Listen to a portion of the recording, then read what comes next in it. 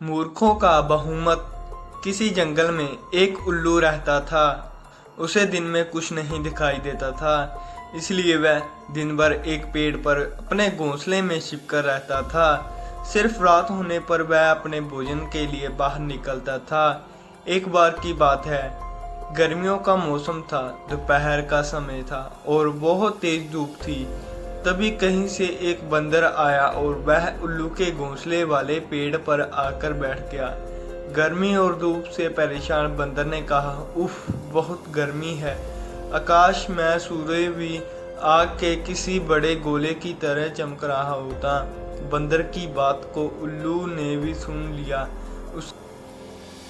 उससे रहा नहा गया और बीच में ही बोल पड़ा, यह तुम झूठ कह रहे हो। सूर्य नहीं, बल्कि अगर चंद्रमा के चमकने की बात कहते हो तो मैं इसे सच मान लेता। बंदर बोला, भले दिन में चंद्रमा कैसे चमक सकता है, वह तो रात में चमकता है और यह दिन की समय है तो दिन में सूर्य ही चमकेगा। यही कारण है कि सूर्य की तेज रोशनी की वजह से बहुत ज़्यादा गर्मी हो रही है। उस बंदर ने उल्लू को अपनी बात समझाने का प्रयास किया कि दिन में सूरज ही चमकता है, चंद्रमा नहीं। लेकिन उल्लू भी अपनी ही जिद पर अड़ा था। उसके बाद उल्लू ने कहा, चलो हम दोनों मेरे एक मित्र के पास चलते हैं, वही इसका निर्णय करेगा। बंदर और उल्लू दोनों एक दूसरे पेड़ पर गए।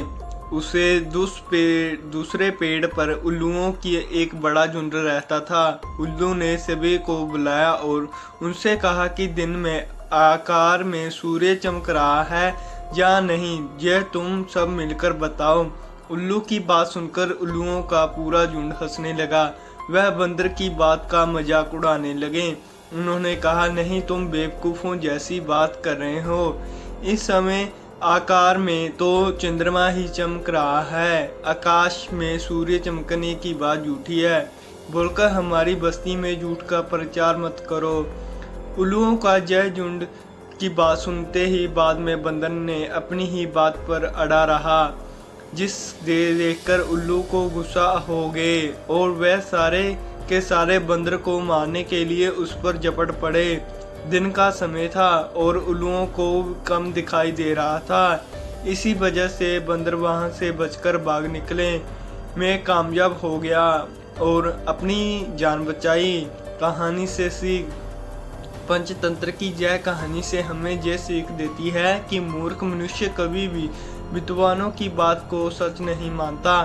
ऐसे मूर्ख लोगों से बहुमत से सत्य को भी असत्य साबित कर सकते हैं। सो ये थी आज की हमारी कहानी मूर्ख उल्लू की। आप सबको ये हमारी कहानी कैसी लगी कृपया करके कमेंट सेक्शन में ज़रूर बताएं और सब्सक्राइब करना मत भूलें।